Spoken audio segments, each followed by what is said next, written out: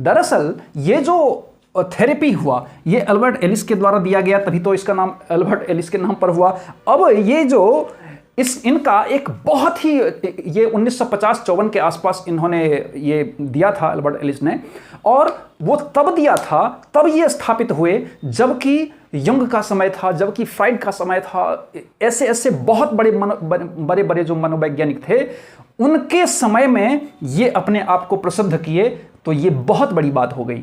तो इनका मानना था कि जो बहुत सारे ऐसे व्यक्ति होते हैं जो कि किसी भी स्थिति को देख करके, वातावरण को देख करके, परिस्थितियों को देख करके इस प्रकार की प्रतिक्रिया वो देने लगते हैं, या फिर ऐसा बिलीव वो अपने आप में पाल लेते हैं कि इस प्रकार का ऐसा होगा, इस प्रकार का ऐसा होगा। अर्थात अपने मनोदशाओं के अकॉर्डिंग उनको जो अच्छा लगता है उस प्रकार की मनोस्थिति को वो पाल लेते हैं।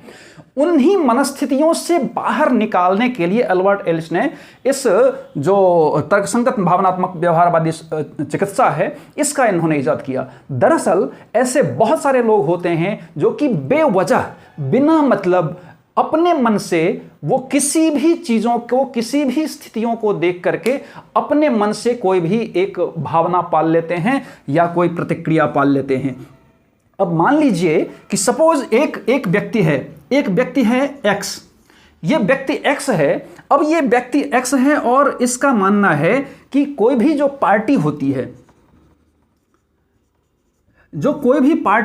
है, उसमें क्या होता है, तो फन होता है, एंजॉय होता है, फिर फूडिंग होती है, अर्थात बहुत सारी मस्तियां होती है, बहुत सारे मज़े होते हैं और वहाँ पर अच्छे अच्छे खाने भी मिलते हैं।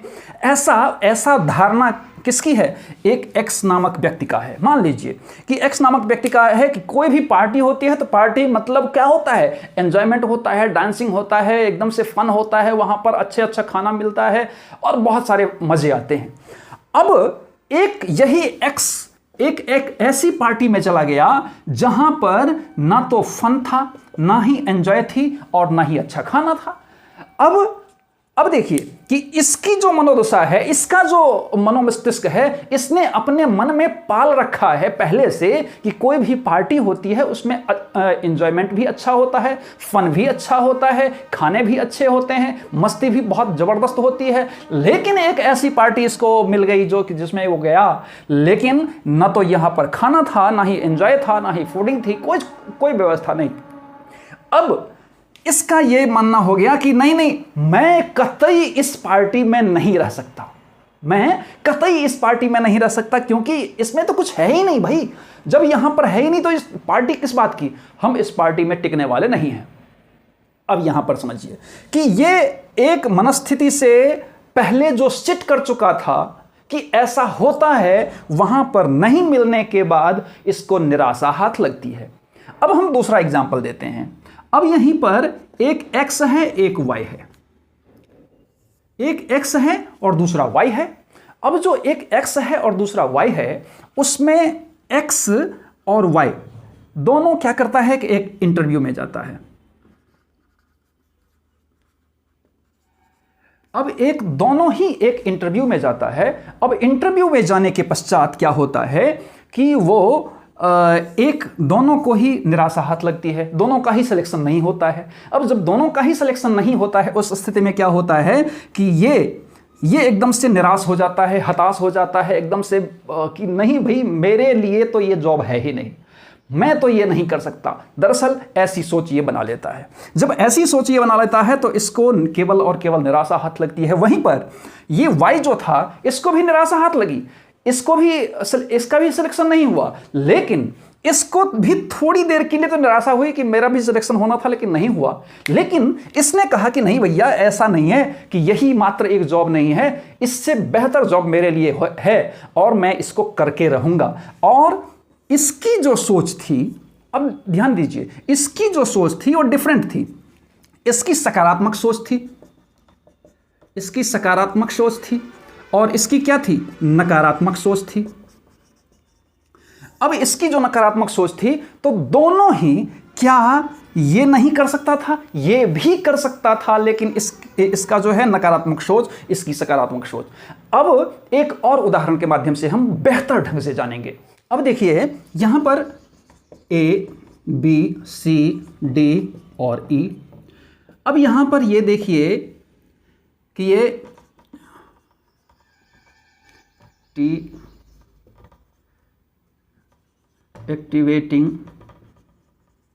एक्टिवेटिंग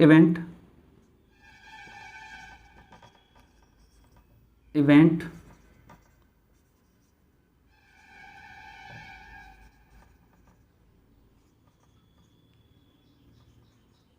consequences,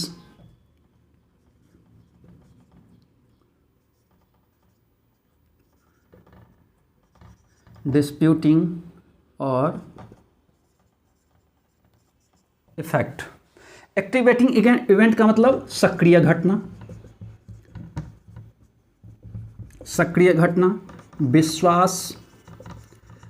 विश्वास, परिणाम,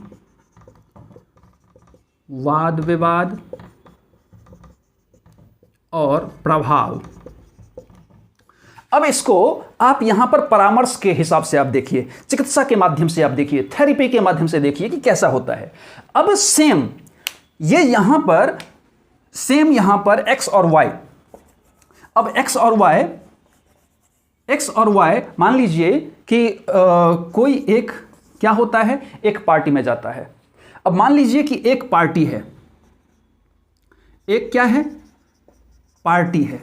अब इस पार्टी में ऐसे समूह के लोग हैं जो कि क्या करते हैं, सिगरेट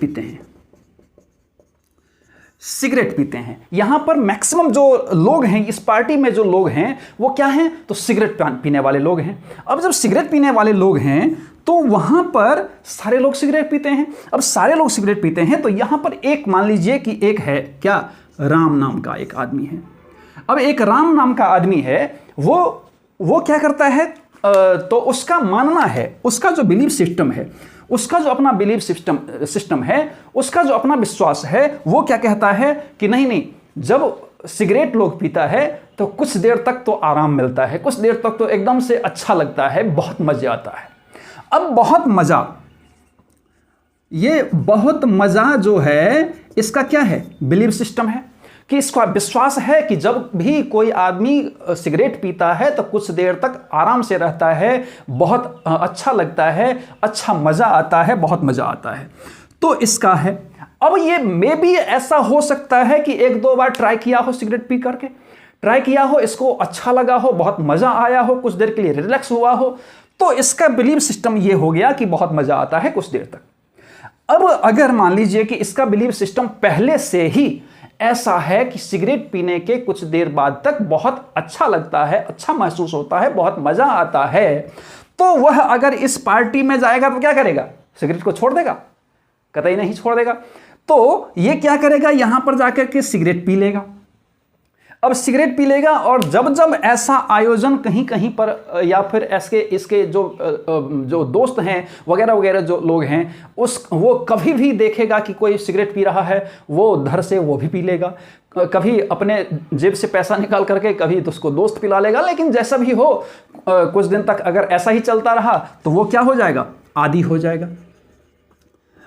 ये आदी हो जाएगा, वो सिगरेट का आदी हो जाएगा, एकदम एडिक्ट हो जाएगा। अब बिना सिगरेट के ये रह नहीं सकता है। अब कुछ दिन बाद ये राम जो है वो एकदम से एडिक्ट हो गया, एकदम से आदी हो गया कि बिना सिगरेट के वो रह नहीं सकता है। अब जब नहीं रह सकता है तो क्या हुआ, तो एक बार इसको लगा कि अब जाना चाहिए कहाँ पर, तो इसके माता पिता को पता चला कि नहीं, ये तो बहुत ज़्यादा आदी हो गया है, बिना सिगरेट के तो ये रह नहीं पाता है, तो इसको ले चलो किसी चिकित्सक के पास। अब ये चिकित्सक के पास ले गए, ये डॉक्टर के पास इसको ले गए।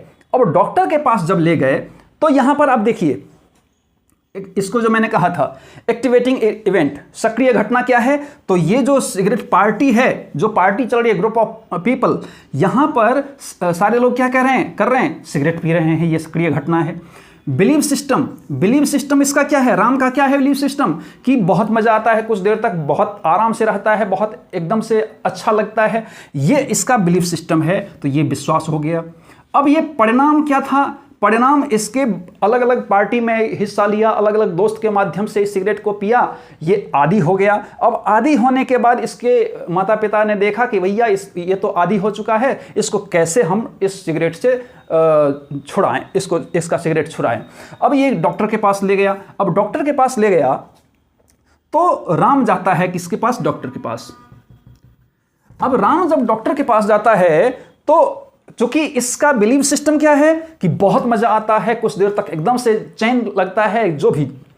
अब ये पूछेगा, अब वाद विवाद होगा।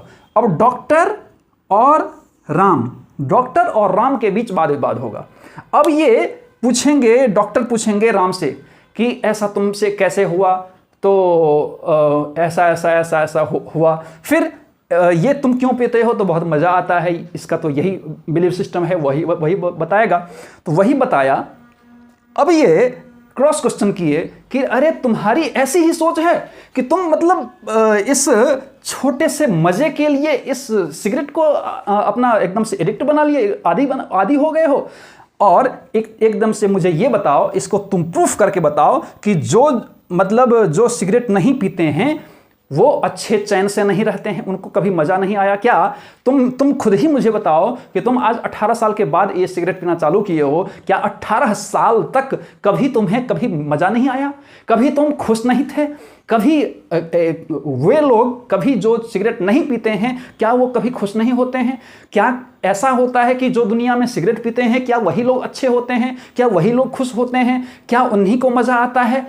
तो उसको जब इस प्रकार का क्रॉस क्वेश्चन जो डॉक्टर के द्वारा किया गया, तो उसको हट पड़ लगा, अरे भैया ऐसा तो नहीं है, जो सिगरेट नहीं पीता है वो भी तो अच्छे भले रहते हैं, उनको भी तो मज़ा आता होगा, मुझे भी मज़ा आता था, इससे पहले जब नहीं पीता था तब भी मुझे मज़ा आता था।